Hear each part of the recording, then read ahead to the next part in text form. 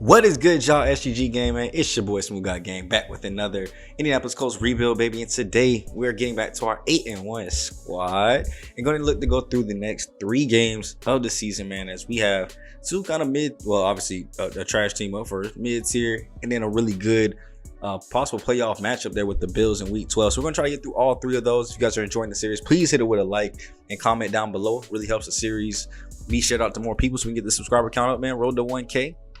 Let me know down below some of the moves you think we should be making, some decisions that you think we could be making, and I'll try to ask you guys more questions as we go through out the video too as well, so that way you guys can interact and make it a little bit easier for you. Now here today, obviously, like I said, we're starting off with a pretty bad opponent, but we don't ever want to show any kind of smug responses to a team that is this bad, because it only makes you look worse if you actually manage to lose the trap game. So here, -5 break tackle for all the Titans players, and we got to go ahead and try not to fall victim to their trap and take care of them for a second time this season, as we did beat them the very first time that we played. Jalen Jackson is going to be getting an upgrade just ahead of that game. Been one of our great starters this season, doing great in pass coverage, so we're going to go ahead and upgrade that attribute for him. Still haven't figured out what his hidden development is, unfortunately, but get plus do zone coverage there, so I'm pretty happy about that. Maybe we'll let us go to the 4-3 more often. As you can see here, Kenny Moore Jr. has had a fantastic season, 5 interceptions to this point already.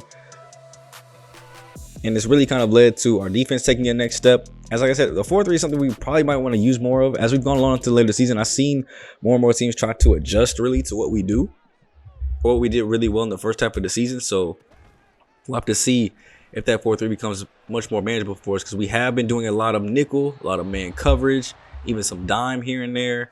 Man coverage 4-3, so just getting the zone coverage up could be beneficial for us, as well as something else we're trying to do is pass more. You see the first 2 pass attempts end up incomplete here, leading to a 3rd and 10 where we find Kyle Pitts wide open over the middle. Plenty of room to run up the field. He's not going to be touched, and he is gone. 6 points up on the board for Kyle Pitts. We missed the first 2 throws pretty bad, but then that one is still a little bit out of reach, but Kyle Pitts had the hands and the speed to go and turn a bad throw into a touchdown. And unfortunately, though, for us, here goes the Titans also benefiting from bad defense as a long run goes up the field. I think that is Jackson that ends up making the play to get Spears back down on the ground. It looks like maybe they learned from their first game, be on the ground a little bit more, as they do try to pass here on second play of the game, and it ends up being a wide open touchdown pass to the rookie Travis Stewart. He's played big minutes for them, caused a lot of good things to happen. And here they go with that same stretch play to the outside. This time around, we are not letting that slide. That is a great suplex slam there. They go ahead and start off with another drive. They played us pretty good, held us to another drive where we didn't score. And we're trying to do the same thing here, but they are in field goal range after that run. Making it 3rd and 3 here, though, at the 20. Dropping back, throws it to the flats. He's found his running back for the first down and more. Will Levis, 3 for 3 on the day, has not missed a pass. And here on 2nd and goal, they'll go I formation, hand it off to the back, and that's a missed tackle from Manny Bell. Zach Caliborn is able to go and rush his way into the end zone, had big possessions there on that drive, a couple of runs, a couple of catches, and has led Tennessee to an actual lead here, which Indianapolis looks to snatch right back. A wide open Jonathan Taylor is in a foot race with the safety, and he's gonna get in there for the easy score. Now both sides have 1-play touchdowns, have drives that have gone for touchdowns and have been stopped. Very even playing field, even down to the score here in the second quarter, as it is 14-14. And that is a great throw by Will Levis, trying to find his main guys and take the lead back. Play fake here, throws it out of a sack, and that ball is long gone. That's great pressure coming around the edge, finally sending a little bit of a blitz, something that we need to do more of. Send more than just our normal 4-man. Send a couple more blitzes, because when he has time, he's going to deliver dimes. As Traylon Burks makes the catch here to give Tennessee the lead. It is back to a 7-point lead, which actually extends even further as they got 3 more points on their next drive. It is 24-14 now. The Colts are looking like they need some help. And who do you lean on? Michael Pittman Jr. with the juke move, making this defender look silly. And going all the way back from the 20 to the other 20, basically. As just like that, right before half, we could be knocking on another touchdown drive here. And that's a great grab and hold on for Josh Downs. 1st and 10. Richardson from the gun coming out of the 2-minute warning. We'll hand off to Taylor. Big running lane to the left side for the first or second and inches. We'll go ahead and go right back to him again just to go ahead and get the first. Waste as much time as possible here. We don't got to score quick. There's still 50 seconds left in the half. Make this the last drive of the half here. But we can't ignore wide open touchdowns like that. Mo Alley Cox, although being replaced as starter, looking like he's still going to make plays for us. That is a great touchdown grab. And we go ahead and take things into the half. Still losing, surprisingly enough. We haven't been losing at halftime. Honestly, I don't know if we've gone in half losing yet this season. If so, it's been like one time. But here today, we have to go out and look. Buffalo's playing Kansas City. I know a lot of people this matchup stings for, but Buffalo actually is winning this time, 14-7 going into their halftime, as they still only have one loss on the season. We'll be seeing them here near the end of the video. And we'll see if they can keep up that one-loss record by the time they get to us, as we're going to go ahead and start off this second half pretty late in the third quarter. Tennessee did tack on another 3 points, so it is now 27-21. And after an incomplete throw by Anthony Richardson, Coach Cooper is going to go for it on fourth down. Blitz is coming in from Tennessee. He gets it off just in time, right past the hand of the defender. Michael Pittman Jr. with another great juke move. That was almost swatted away. Way to go out, grab it and snatch it back in. And then on third and go after the big play, we're going to go ahead and find our man Josh Downs yet again in the end zone. Biggest red zone threat outside of the tight end, I would say, as Josh Downs catches another one. Making this game back to 28-27. We have the ball yet again on our side of the field here, as we've held Tennessee to no points. But now they're sacking us outside of field goal range, so we're going to have to answer some of these yardages back. They're going to send another blitz. This time we're able to get it out. Great blitz pickup by the O-line, as Alec Pierce making those 2 to 3 plays a game. As he gets us back in field goal range, a manageable third down here. We go back to Kyle Pitts on the seam route, and if he did not lower his shoulder there thinking the defender would make contact, he might have been able to sprint his way into the end zone for 6, but it's okay. We'll just let Jonathan Taylor finish it off again. Wide open, butt booty naked through the middle, and my man is walking the red carpet just like he walked into that end zone.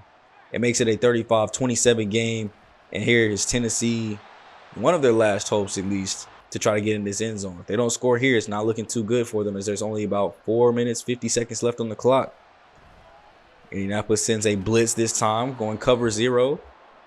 Not good enough, though, to stop the ball from going out. Looks like they'll go with another 4-3 set here. Another cover 0 look. Throw goes out, and it's not in time. So 4th and inches. Will they look to let Will Levis go for it? They did not. They ended up punting it away. And now here, we can just simply run out the clock if we need to. We're just slowly dripping off the clock. Chew clock is on, of course. We're taking our time. Telling Richardson not to snap it unless there's 3 seconds left. Coming out of the 2-minute warning, we need the first down to keep this drive going. And Pittman Jr. not able to do it this time around. We're going to go for it, though. We're risking it. The game could depend on this situation, as there's a blitz coming in. And that ball gets tipped out of his hands. I don't know how they managed to do that. If you look at the replay here, look, it tips off of him, but he still runs like he has it. So for a little bit, I thought he actually had the catch. But no, they knocked it out. That's a great knockout from Tennessee, and they get the ball in great position due to us choosing wrong. See, not every time going for it on fourth down is going to help, as we're going to send a little bit of pressure here. Will Levis gets that one out in time, but we break it up. And a very crucial 3rd and 10 as Levis moves out of the pocket again, just throws it away. And it all comes down to this. 4th and 10 from the 41. Throw goes deep, and he's got the interception. Julius Brents goes up one-on-one, finally showing he can play a little bit of man coverage, as he does struggle with that. He does get beat often. But here this time, I don't know what kind of celebration this is. I think he grocery shopping and taking stuff off the middle shelf. But gets the interception. I had to show this play because it's no sportsmanship for the division rivals. Wide open touchdown here for Jonathan Taylor. Let's send these boys home unhappy.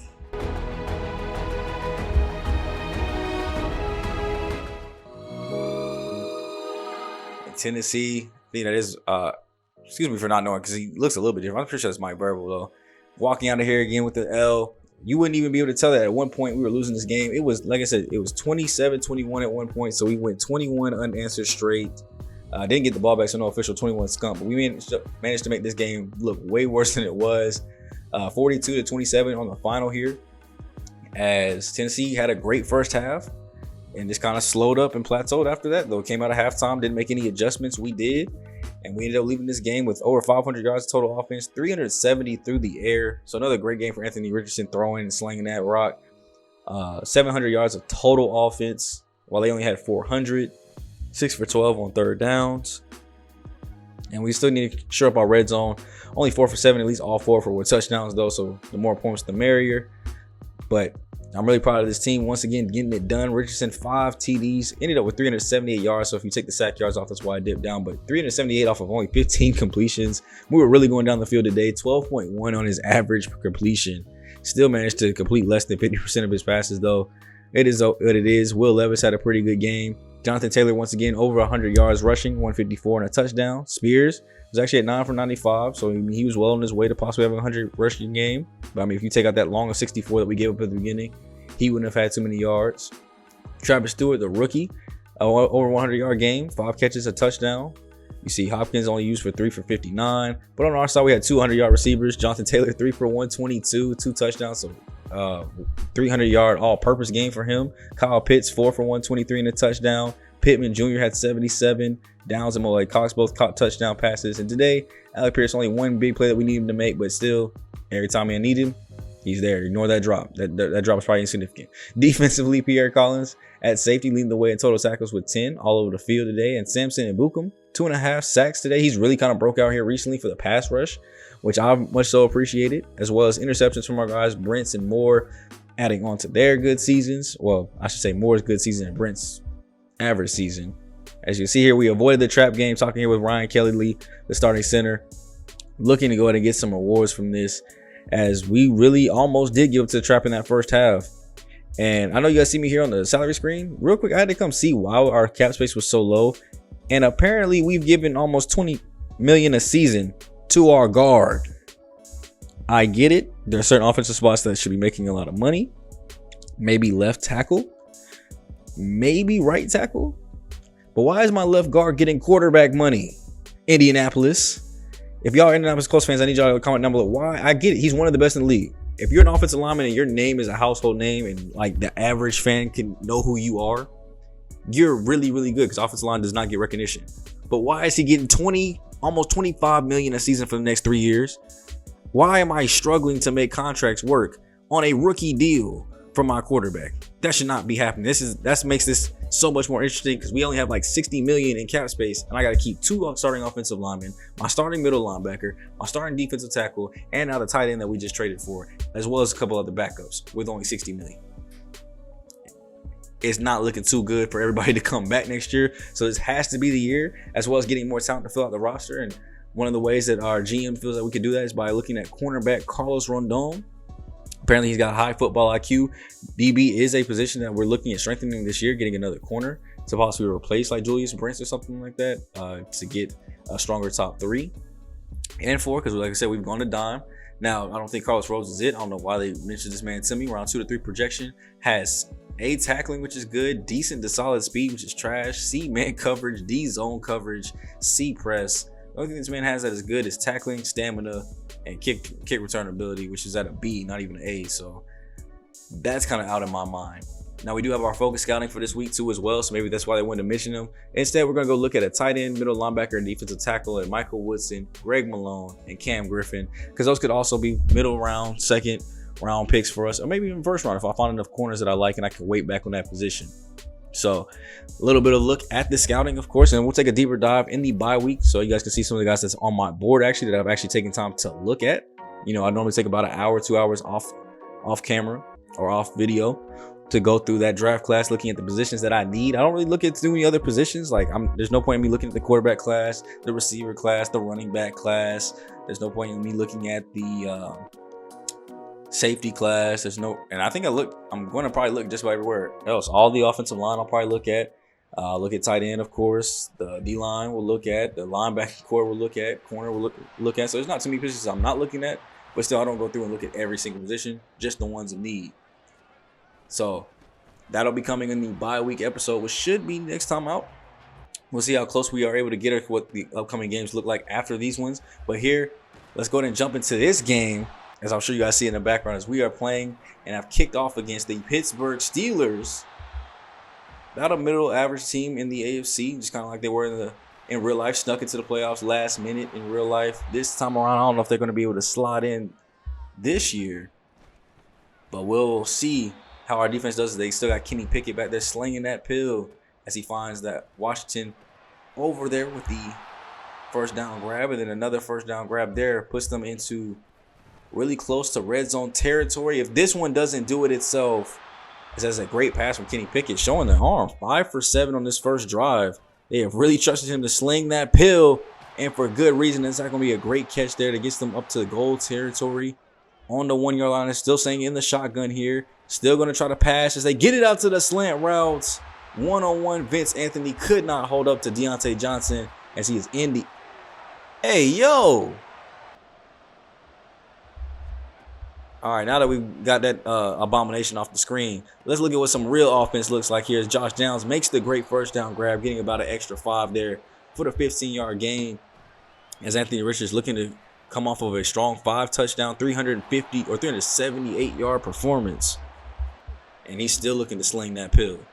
Team down 7-0 coming near the end of the first. On 1st and 10, we'll hand this thing off to Jonathan Taylor. Great run to the outside as he's not able to break the tackle, but his first rush is going to be for a smooth 15. So why not go back to him or do a read option here as Anthony Richards is going to take it himself. Great first down run, putting us in the goal territory at the 7 as his first run is 15 as well. First catch about 15, first runs for both of our guys about 15, and it ends up leading to a touchdown. Wish it was 15 points, but we'll go ahead and take a smooth 7-point swing here and tie this ball game up. As hey, that's how you get jiggy after a touchdown. Good work, Jonathan Taylor. I love the celebrations this week. We might bring back the hour-long practice session of Deuce doing celebrations because the postseason celebrations have to be on point. I better not see nothing sorry.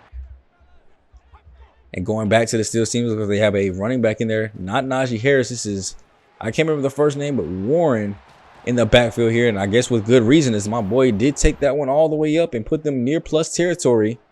On 2nd and 10, Pickett fires over the middle, has his tight end or receiver. I couldn't tell because I already got suplexed on the ground. I think that was one of the wideouts, though, getting suplexed into the dirt. So why not go back to a different wideout this time as they're able to go ahead and catch that one for a good first down. That's Washington being back in there again. Is he the starter now over Pat Fairmouth? I've seen him make a couple plays now, so he might be their new starter. 4 minutes left in the second quarter. Play fake, quick throw out, and that's I guess just a possession catch there. Just wanted to catch and get down quickly, maybe waste more time instead of trying to score. As they're going to go with a little RPO here to the outside, right to the tight end, Washington. Getting them up near goal territory, though, but still 3 yards away from a first down, so they can eat up more clock here as Warren will use the big body strength. It is Jaylen Warren getting into that end zone. The embodiment of what I think when I think Pittsburgh Steelers, big, strong, physical, and that was what type of run that was as he gets all the way into the end zone and puts the Colts in position where now they need to answer back here and retie this game back up. Don't want to go into another game where we're losing at the half. Let's try to tie this one up as a blitz comes in, but we get that one into the tight window to Kyle Pitts. That is a dot delivered by Anthony Richardson. So he's got the arm strength to get him in there when I need him to, and he's got the awareness to find the wide open halfback when I need him to, as well as Taylor with the great juke, spinning him out of his shoes. Gets us up here with only about a minute and a half to go. No need to use timeouts. We got plenty of time as we roll out. Throw will go to the corner, and we got Kyle Pitts toe tapping his feet on the sidelines. Richardson just rolling out, finding his tight end over there, and Pitts has been a phenomenal addition since coming over. I will say it time and time again, that man is a beast, and I'm so glad Atlanta gave him up to us, and I really hope that we can actually get this re-sign done, which once again, we will be handling all re-signs during the bye week as well. Obviously, we had to get Michael Pittman back, but everybody else's re-sign will get handled then. So going into halftime, we will be tied up 14-14, which will lead us into seeing what some of the other games around the league are looking like today. As Tennessee looks like they have a lead going to their halftime again. Hopefully this time they can keep the adjustments right and come out with a dub here, as they only have one win on the season, beating Green Bay 10-7. Down in Miami, Cleveland is visiting and getting thrashed 28-17 going into half. Dolphins are looking like a strong AFC playoff team as well. 6-4 record on the year, 2 of 3 touchdowns. The Chain had a touchdown. Tyreek Hill with 2 more receiving ones. Staying down in Florida, the 49ers, who have finally lost their first game of the season, are 9-1 but are destroying Tampa Bay 10-3 right now. And I always say destroying because they're probably going to win this game. And Tampa is 2-7 and looking pretty sorry on offense.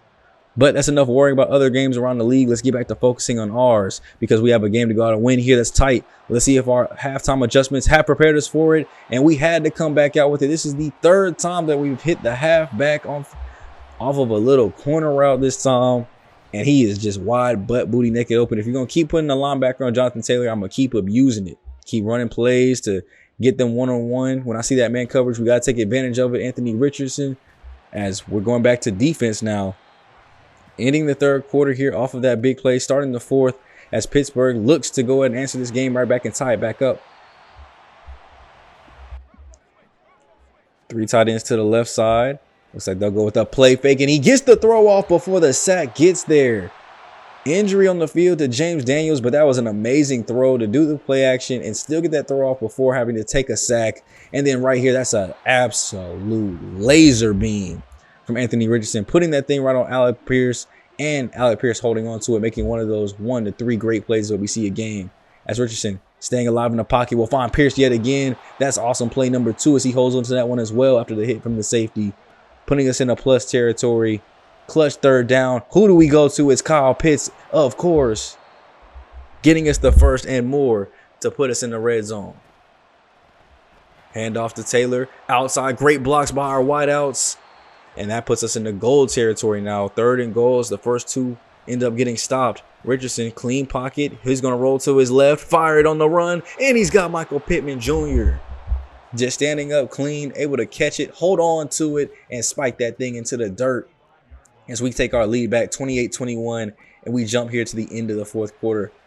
Just under 3 minutes to go. Steelers are on their side of the field.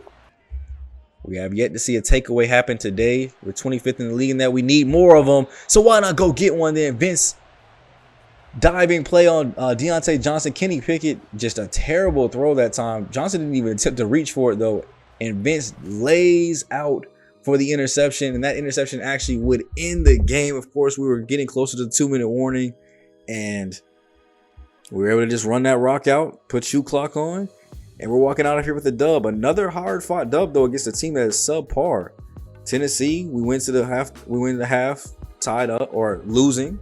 Now, of course, the score obviously got more out of hand at the end, and we almost ended up giving them a chance to go for 2 and tie the game up and send it to OT. So we ended up making the score look a little bit worse at the end, but still was a bad game. And then this one, almost blew this one. They were in great position to go down and score again, but we get the clutch turnover that we need to go ahead and wrap up that game 28-21. And continue our great season at now 10-1 on the record. Still yet to have our bye week yet, so we're still waiting for that to happen. Over 300 yards of total offense, 200 yards through the air this time, giving up 300 to them as Kenny Pickett was slinging that pill all over the field. Over 500 yards of total offense, 3 for 4 in the red zone. We still need to clean up. At least they were all touchdowns, as they were 3 for 3 as well. 6 for 8 on third downs, and we actually let them control time of possession. That's probably why this one was so close. We got lucky that the third quarter had no points from them. But Kenny Pickett, 31 for 42, 2 touchdowns and an interception, 314 yards. Richardson finished off with 289, no interceptions. So that's great for the touchdown interception ratio, helping him be even better. This is another game where Jonathan Taylor does not eclipse over 100 yards, only 16 for 66 yards and a touchdown. So that's also probably another reason this game was so close. The run game was kind of held up, as I think they combined for just like 102 yards there between Richardson and Jonathan Taylor. I forgot his name for a brief second. And then going over to the catching game, Luke Hunt, the rookie, that was number 12, ended up having 95 yards, almost 100 yards through the air. Jonathan Taylor, 3 catches, 105 and a touchdown. So great game for him. Michael Pittman Jr., 54 and a touchdown. Downs only had that 1 15-yard catch. That's the start of the game. And then Pitts, 5 for 79 and a touchdown, still being an animal, leading the way in receptions. Defensively, we're looking at those TFLs, 5 of them things coming through, as well as from Franklin, as well as an interception there from Vincent Anthony to go ahead and get us out of this ball game. As I was really surprised to see somebody not named DeForest Buckner lead in those TFLs. Now, coming out of that game, we do have a couple more upgrades. Kyle Pitts, looking to get him closer to being a scheme fit so we can get that extra XP boost. We'll go ahead and upgrade his possession stuff here. +2 to his run blocking, which I guess could work out. We do run the ball primarily, or at least a lot. And then a quick look at the standings here. The Bills ended up losing to the Chiefs. It looks like at least they're 8-2 now. So yeah, they ended up losing to the Chiefs. So no longer a one-loss team. That's just reserved for a couple of us now, the 49ers, Baltimore, and us. And we'll see who kind of takes over that whole lead as we're looking to, close out this division as early as possible, as well as maybe get that number 1 overall seed, get that first round bye, home field advantage the whole time. I'll definitely take it. So we get a couple of upgrades there to some of our lower level but hopeful players, and leads us right into the big game y'all been waiting for. The very first test, other than when we played the Jags early in the season, other than when we lost to Houston at the beginning of the season, our very first test against what we can consider a playoff hopeful team. Now, I would only say the first time too as well, because Miami, although looking good now, at the time playing them, they were kind of teeter-tottering, and then we beat them and made them look bad, so made it even worse, but they've bounced back since then. But now we're playing an actual team that has been on a roll, has been good in Buffalo, and we're going to be looking to slow down Josh Allen as he drops back here on 3rd and 2, finds his tight end for a great play there. As that's his first pass attempt of the game, and it's for the first down. Coming off a loss last week to Kansas City after having the lead at halftime, has to have them playing angry, but maybe it has them playing a little bit shell-shocked, as Blackman is going to go in and get the interception here early. And just like that, we do have an injury though to Kwity Paye, but we do get the turnover to go ahead and stop their opening drive and hand things off to the offense. Hopefully Kwity Paye is okay and we'll come back soon. We'll get more updates on that as the game goes along. But also trying to get Jonathan Taylor started here early too as well, as last week was pretty bad in terms of carries and yards, as Kwity Paye will be out for the game with a bruised sternum. Hopefully it's just a 1-game injury. We'll go check on that after the game too as well to see if he's a long-term multi-week injury or if it really is just out for the game really quick and he's just not going to be able to come back here today. As look, we're looking for Taylor here on the outside. We still throw it to him anyway. Shrugs off the defender and it's a foot race to the end zone with the safety. Jukes him out of his shoes but gets taken down by a trailing defender. As we were trying everything on that one, we went right back to what was working against Pittsburgh. We had him catch that same route either 2 or 3 times and had good results with it. This time had a good result, didn't get in the end zone, so Anthony Richardson will finish it off himself. He goes and slides on into the DMs and then roll your boat gently down the stream. Y'all are not on beat together. Life is but a stream. As we go ahead and roll out with Anthony Richardson again, putting the ball in the dirt. And I don't know why he does that. I don't know if he's just not paying attention. He tries to throw it over late after getting past the defender and seeing that Jonathan Taylor could possibly get more yards than him. Ends up putting it on the ground, so that's a turnover right back to them. Now we're even in the turnover game as they look to even the score. Throw over the top, and that's broken tackles from the tight end. Foot race to the end zone. Our linebackers aren't going to be able to catch him. And somehow Dalton Kincaid, the young tight end, not only manages to catch the ball in an impossible situation there, but breaks out of 3 Indianapolis Colts tackles and takes it to the crib. And then they're going to, of course, get ball back and keep going to their tight ends. You're throwing nice and shallow right over the middle, utilizing play actions here, as that's another big play over the middle. Stephon Diggs this time making the catch here as they are driving. Allen, play fake again, rolls up in the pocket, doesn't see anything he likes, so he's going to take off and stiff arm the linebacker into the dirt. I think that was Zaire Franklin getting mushed into the ground, as Josh Allen looking really strong here, not only with his passing arm, but his rushing arm, as they are up near goal territory here in the red zone. Hand off to the running back. Coming right back on 3rd and 6. Throw into the end zone. Knocked down by Vince Anthony. Great man-on-man coverage, and they're going to have to settle for 3 here. Big Smart not going for it. Just taking their little lead, 10-7. But exactly how much is 3 points going to do for you against the league's best scoring offense here? As we are going to go ahead and skip up to where we are on our side of the field, throwing that thing out to Kyle Pitts. We can use our tight ends too. He's just not going to break through 3 tackles, I guess, like yours. As on 1st and 10, Richardson looks to throw towards the end zone, and that one gets tipped down. Great play there by the DB, not giving up on it. Looked like he had him beat, but able to step in and make a good play. So we're going to try the run game on 2nd and not go anywhere, and actually have an injury to our starting center here. Ryan Kelly looking like he's a little shaken up. As we'll get some injury updates on him too as well, hopefully soon. And Richardson's going to try to roll out the pocket, not let the backup center ruin things for him, as that one was almost getting into Michael Pittman Jr., but sadly it was knocked away. He's not able to go and catch it in the 4th and 10. This is kind of far for me. As I say, it's a pectoral strain for Ryan Kelly. We'll go ahead and let the backer play for a little bit so he's ready to fully come back in, just to not risk a long-term injury. We'll go ahead and take our 3. He'll go ahead and get to sit down on a defensive possession anyway, and maybe in the halftime, depending on how slow Buffalo ends up moving this rock.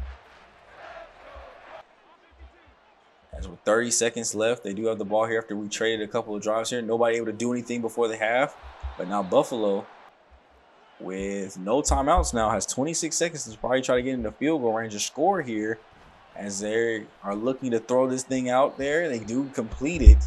You got to go no huddle here, I would think, Josh Allen. He does. 9 seconds left on the clock. 6 to go. Throws it out to the flash. That's a great pass there, and he gets out of bounds. That is not what you needed if you are Indianapolis. Is there in field goal range? 53-yarder here, it looks like. The kick is going to be up, and it looks like it has the distance. It will be good. We put Hamler back there just to return just in case, but that was more than good enough and right down the middle. And for the second time in this video, the second time in the last 3 weeks, we'll be going into the half losing 13-10. Snap counts are pretty much identical there, just passing the ball very well. Haven't done too many rush attempts. We've been keeping it pretty balanced. So we'll go in and make our halftime adjustments to see what we need to do in the second half to come out and have the same results that we did against Tennessee and show that we can beat a playoff team. But here against the other teams in the league, the Texans, looking like they're losing against the Patriots 6-3, as the Patriots look like they could be a playoff contender as well. Matt Jones, 167 and an interception. Not looking too bad. Demario Douglas, who's up there in the league lead in yards and receptions, having a pretty good day so far through the first half. And then the Eagles destroying the Bengals right now, 24-3. They're looking like a tough NFC opponent, kind of like they do in real life most of the time. And then the Bengals, I really couldn't explain to you why they're getting thrashed like that. And you have up in Detroit, Jacksonville getting absolutely murdered by the Lions, 13-0. I'm surprised they're only 5-5. So neither one of these teams really looking like playoff teams, but to see our division opponents get beat puts us further in a position to possibly go ahead and take this division. So I'm all for Detroit. Keep winning so we can go ahead and get things cleared up here, as I think Houston and Tennessee are basically pretty much out of it. We're just waiting to see if Jacksonville can keep winning their games and keep pace with us or not. And obviously they're hoping that we lose. So I know they're looking at the halftime report kind of smiling a little bit. As we roll out the pocket here, Anthony Richards is going to use his legs. We haven't seen it much here today, but that is going to be enough for the first down and get us into the red zone. Still down 3 if you remember, as it is late in the third quarter here, only about a minute to go, as the pressure gets there and knocks that ball out before he was ready to throw it. 3rd and 11. Trips closed to the left, rolling out to the right, throw back left, and of course that ball is in the dirt. Another drive ruined there if we had rolled left possibly, but rolling right to throw back left. This is not cars. That is not going to work. You are not Lightning McQueen, but we will at least tie up this lead. And as the game is 13-13 here, with about 1:42 left in the third quarter, still plenty of time for both teams to kind of pull away here. So we can see them going right back to the short pass plays. Dalton Kincaid with another catch there, giving them a first down and 10 here.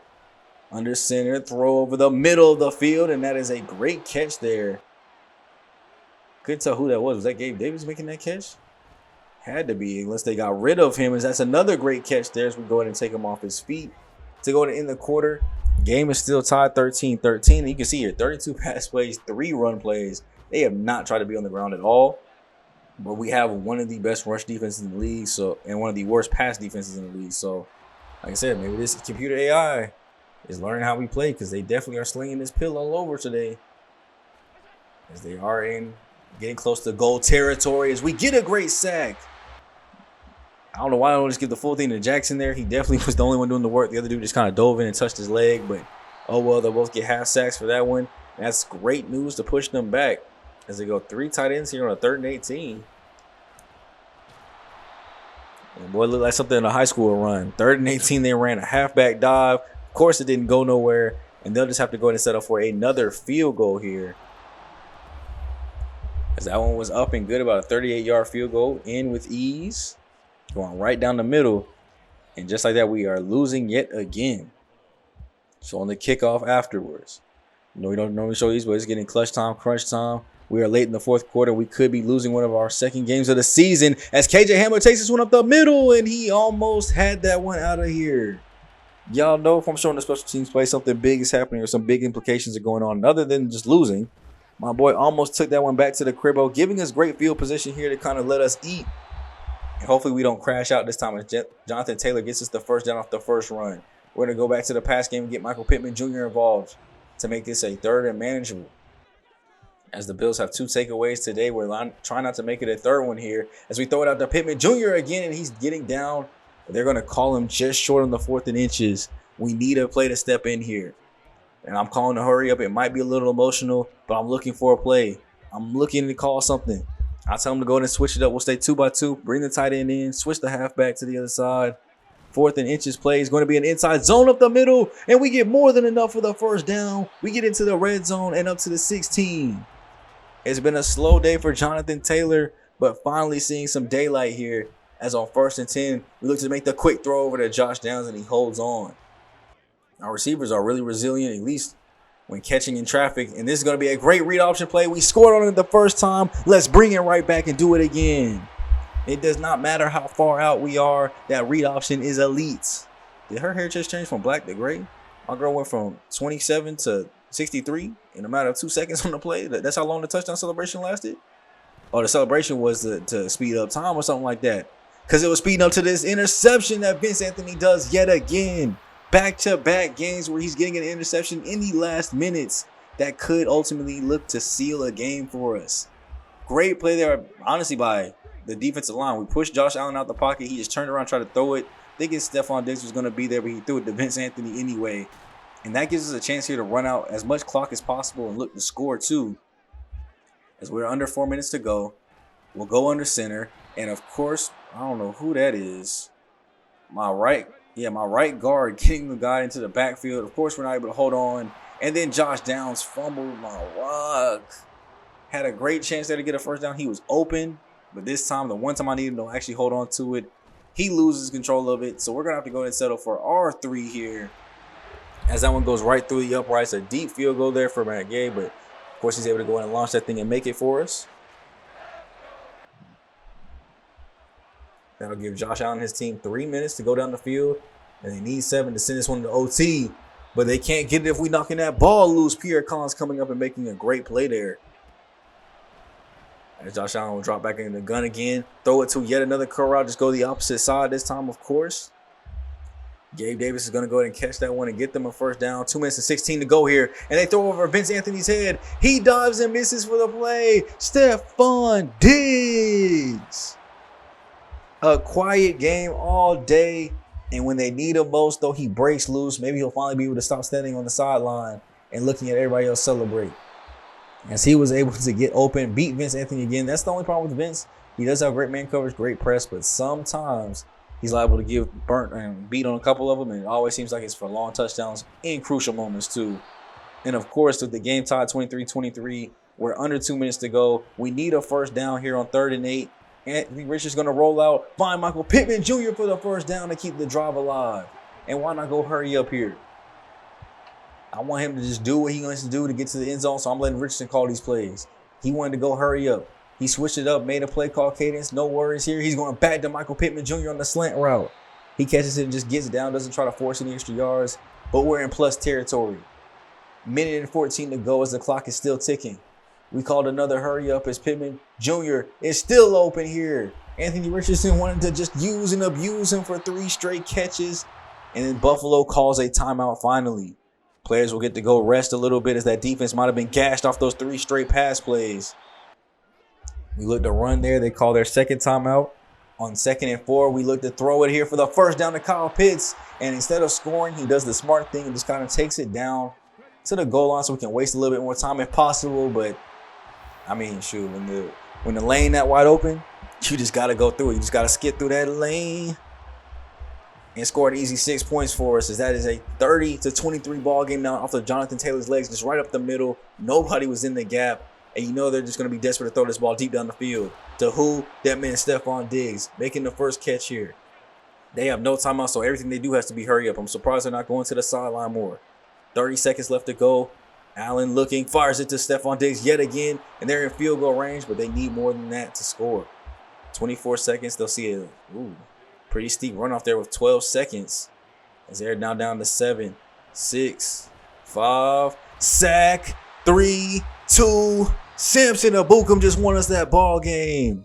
Of course, we had great coverage behind it. That probably was going to be the last play anyway, but it's always great to end things on a sack, put a stamp on the win, and get us up out of here. As Anthony Richards leads his team to victory with the 3 back-to-back no huddles. Great smart calls. And when they called the timeout, I just dapped my man up and said, thank you for getting us down here and let me get back to calling these plays. And we were able to go ahead and come out of here with a victory, despite giving up over 400 to Josh Allen, despite it being a tough fought game, going into the half, losing yet again.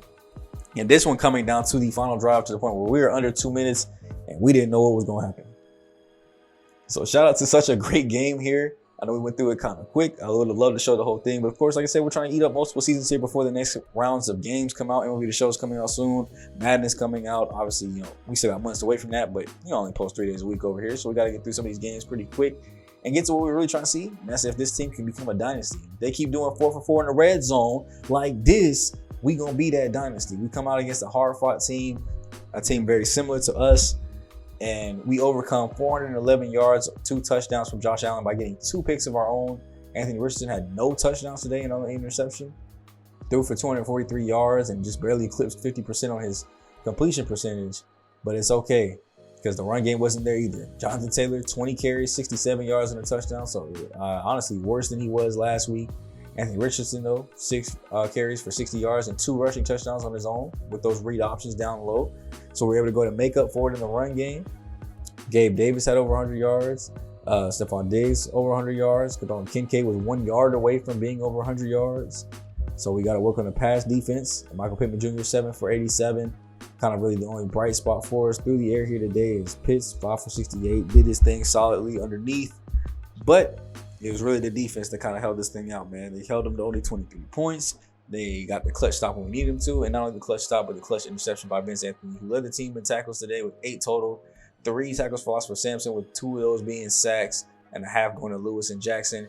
And then the clutch interception by Vince. And honestly, Julian Blackmon too. Let's not forget that he started out the game with that clutch interception that got us our first points. So had it not been for those 2 picks, we'd probably be seeing a different story here. But the great game by Michael Pittman Jr. there down the stretch leads to him getting an upgrade here.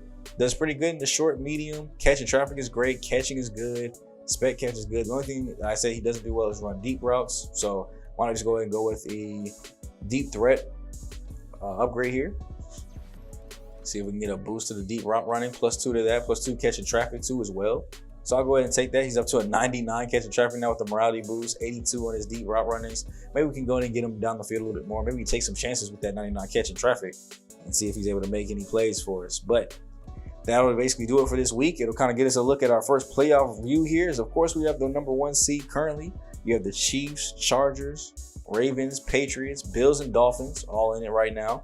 So 3 teams from the AFC East. Then you got the 49ers, Vikings, Commanders, Cowboys, Lions, Panthers, and Eagles. I'll say the most shocking one here.